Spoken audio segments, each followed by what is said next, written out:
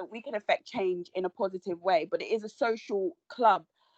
So there's so many different things, and I see loads of people doing different things.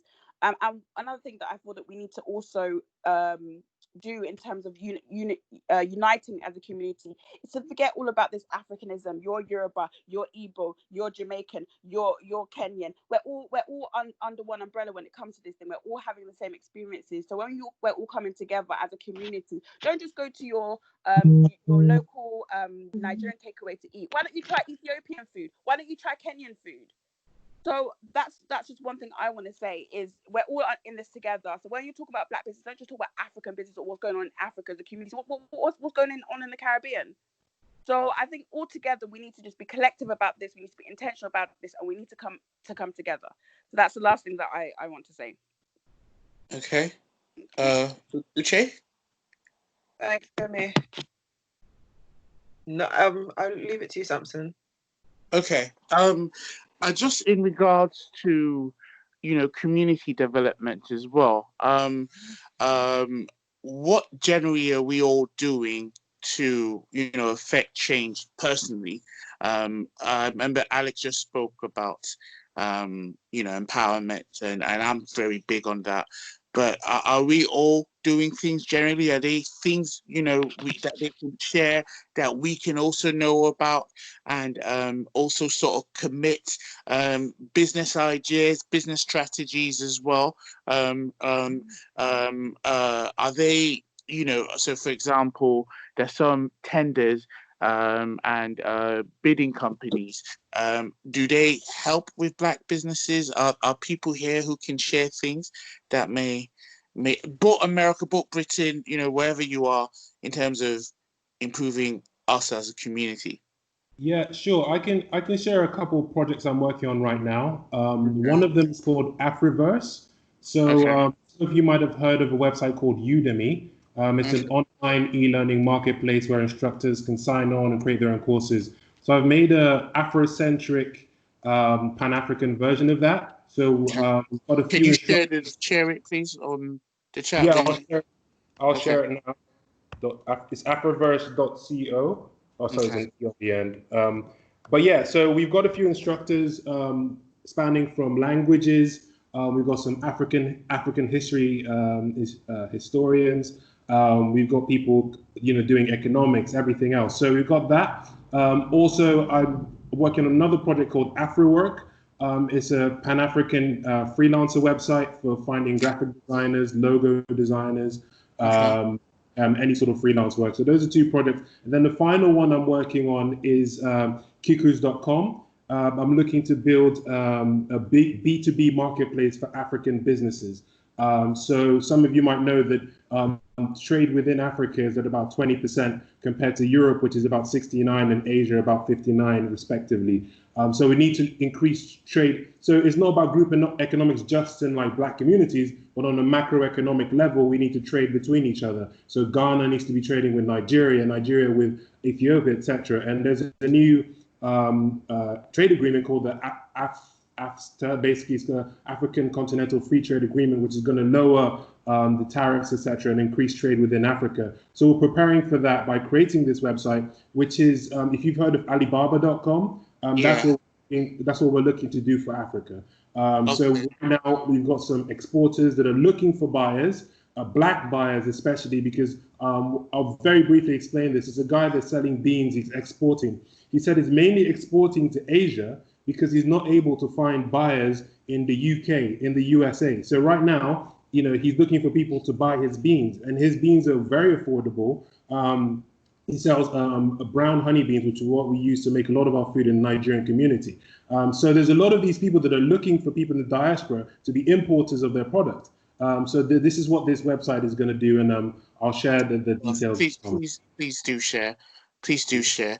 In terms of government as well, is anyone, trying to push to go into parties to hopefully, like Mr. Sanya said, Praise God has said, to affect change rather than us always we complain and then we don't and nothing happens. What are we all trying to do to affect change as well in terms of, governance in terms of going in and making policies and pushing us as a community to have more of a voice, like the Asians do, like the Jewish do. Does anyone want to touch that? Just from what I've seen in my local area, I live in North London, in Edmonton, a very strong Kurdish and Turkish presence. And you will find that they all sit down and break bread together, but they are also all, you have members that are part of Labour, Lib Dem, Conservative, the Green Party.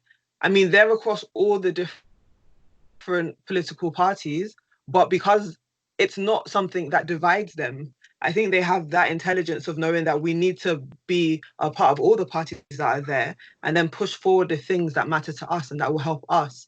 But I think sometimes with the last election as Black people, it becomes very divisive, whether you're with Labour, or you're with the Tories, or you're with the Lib Dems. So I think it is important that people do sign up with whichever political party they lean to and start going to their meetings and engaging and being a part of their policy making, and so that you're actually able to share your voice, because all the other ethnic groups are there and they're there in big numbers, but we're not really there in big numbers. And then when you're just one person there, you don't feel comfortable talking for the issues that are important to you. Praise God, in America, what can be done? So we spoke one time about the gay community and said they write letters. They tend to have a better structure than we do. What can be done? Hello? Praise God, still here? I don't know. Yes, I'm here. Can you hear me? Yeah, we can hear you. Okay, so the unity within the gay community is extremely strong. So for the most of my life, I lived in Atlanta, and Atlanta right now has sidewalks that are painted rainbow in the Midtown area. Not because America is just a gay country, but because these people are extremely united. There's no black, white, whatever in the gay community per se. If there is, it's not as out there as other communities do.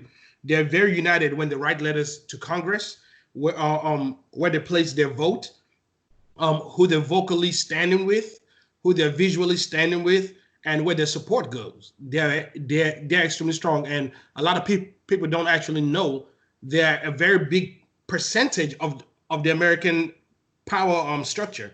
Now, it is very different for us Black people. You have Africans who claim they're Africans and don't want to connect with African Americans. You have Caribbeans. You have all the other people. Then you have African Americans. Then you have the elite of those ones. Then you have the other ones who have just given up. So when you have such a structure and a diverse amount of people, it's hard to influence things. But with all that being said, we have actually written letters. We write a lot of letters. We push for a lot of votes. We push for a lot of political outreach and trying to get our voices heard. Unfortunately, a lot of times our voices kind of go silent because we feel like a lot of the issues that I've actually heard here with redlining, gentrification, voter suppression, it's real within our community more than any other community in the United States.